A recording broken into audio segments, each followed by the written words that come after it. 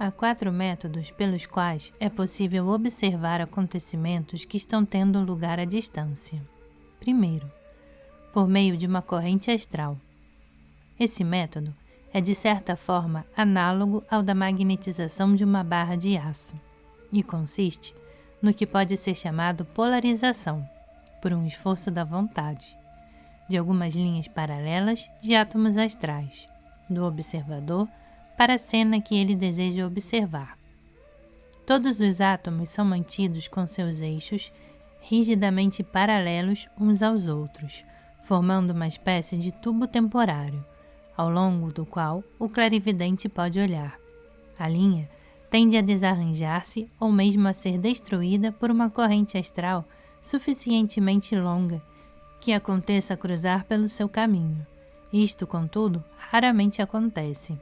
A linha é formada pela transmissão da energia de partícula a partícula ou pelo uso de força que vem de um plano mais alto e que atua sobre toda a linha simultaneamente. Este último método implica em um desenvolvimento muito maior, envolvendo conhecimento de forças de nível considerável e poder de usá-las.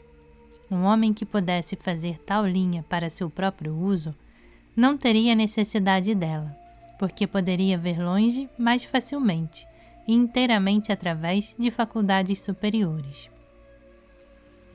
A corrente ou tubo pode ser formada bastante inconscientemente, sem nascer de uma determinada intenção, e é, com frequência, o resultado de um pensamento ou de uma emoção muito forte, projetado de uma extremidade ou de outra, ou pelo vidente ou pela pessoa que é vista.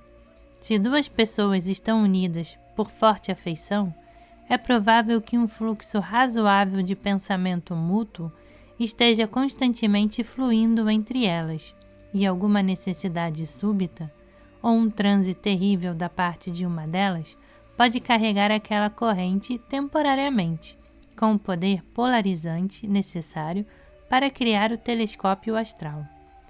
A visão obtida por esse meio não é diferente da que se vê através de um telescópio. Figuras humanas, por exemplo, aparecem habitualmente muito pequenas, mas perfeitamente claras. Às vezes, mas não comumente, é possível ouvir tão bem quanto se vê com este método. O método tem claras limitações, já que o telescópio astral revela a cena apenas de uma direção e tem um campo de visão limitado e particular. Na verdade, a visão astral dirigida ao longo de tal tubo é tão limitada quanto seria a visão física sob circunstâncias idênticas. O tipo de clarividência pode ser grandemente facilitado se usarmos um objeto físico como ponto de partida, um foco para a força de vontade. Uma bola de cristal é o mais comum e o mais eficaz dos focos, porque tem um arranjo peculiar de essência elemental e possui também, em si mesma, qualidades que estimulam a faculdade psíquica. Outros objetos também são usados com o mesmo propósito, tais como uma taça, um espelho, um pocinho de tinta, uma gota de sangue, uma vasilha de água, um tanque, água em vasilha de vidro ou quase toda a superfície polida. Também serve uma superfície inteiramente negra, produzida por um punhado de carvão em pó num pires. Há quem determina o que vê à sua vontade, e é como se apontasse em seu telescópio ao sabor de seu desejo. A grande maioria, entretanto, forma um tubo eventual e vê o que se apresenta na outra extremidade da mesma. Alguns psíquicos só podem usar o método do tubo quando estão sob a influência do mesmerismo. Há 2 variedades de tais psíquicos. 1. Os que podem fazer pessoalmente o tubo, e 2. Os que veem através do tubo feito pelo mesmerizador. Ocasionalmente, embora seja raro acontecer, também é possível obter ampliação por meio do tubo, embora nesses casos seja provável que um poder inteiramente novo esteja começando a se manifestar. Segundo, pela projeção de uma forma-pensamento. Este método consiste na projeção de uma imagem mental de si próprio, em torno da qual se atrai matéria astral. sendo tal conexão com a imagem retida, de forma a tornar possível receber impressões por meio dela. A forma atua assim como uma espécie de posto avançado da consciência de quem vê. Tais impressões serão transmitidas ao pensador por vibração simpática. Num caso perfeito, o vidente pode ver quase tão bem como se ele próprio estivesse no lugar da forma pensamento. Com esse método, também é possível mudar o ponto da visão, se isso for desejado. A clareaudiência é talvez menos frequentemente associada com esse tipo de clarividência do que com a do primeiro tipo. No momento em que a firmeza de pensamento cai, toda a visão se vai, e será necessário construir de novo uma forma pensamento para que ela retorne. Esse tipo de clarividência é mais rara do que a do primeiro tipo, por causa do controle mental exigido e da natureza mais refinada das forças empregadas. É cansativo, a não ser para curtas distâncias. Terceiro, viajando no corpo astral, seja durante o sono, seja em transe. Esse processo já foi descrito em capítulos precedentes. Quarto, viajando no corpo mental.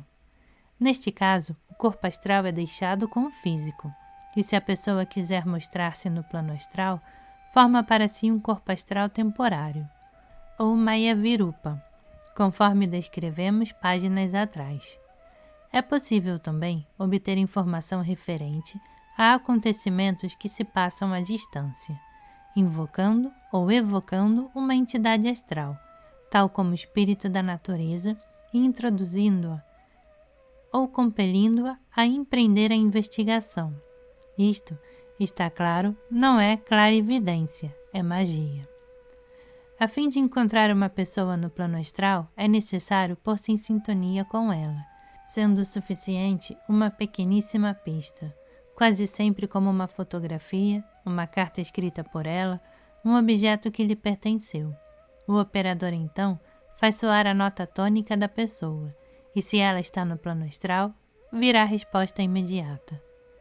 A nota tônica da pessoa que está no plano astral é uma espécie de tom médio que emerge de todas as diferentes vibrações que são habituais naquele plano. Há também um tom médio similar para o corpo mental e os outros corpos de cada homem, formando todas as tônicas reunidas, o acorde do homem, um acorde místico, como muitas vezes é chamado. O vidente treinado afina seus próprios veículos, no momento, exatamente pela nota da pessoa, e então, por um esforço da vontade, envia aquele som. Seja em qual for dos 3 mundos que a pessoa procurada esteja, sua resposta instantânea vem. Essa resposta é de pronto visível para o vidente, de forma que ele pode formar uma linha magnética de conexão com a pessoa. Outra forma de clarividência permite ao vidente perceber acontecimentos do passado. Há vários graus desse poder, desde o homem treinado, que pode consultar os registros acássicos por si mesmo, quando quiser, até a pessoa que ocasionalmente percebe apenas relances. O psicômetro comum precisa de um objeto fisicamente relacionado com a cena do passado que deseja ver, ou naturalmente pode usar um cristal ou outro objeto como seu foco. Os registros acássicos representam a memória divina, que já mencionamos brevemente neste livro. Os registros vistos no plano astral, não passando de reflexo de um plano muito mais alto, são muitíssimos imperfeitos, extremamente fragmentados e quase sempre seriamente distorcidos. Têm sido comparados aos reflexos na superfície da água encrespada pelo vento. No plano mental, os registros são completos e exatos e podem ser lidos com clareza, mas isso, como é evidente, pede faculdades relativas ao plano mental.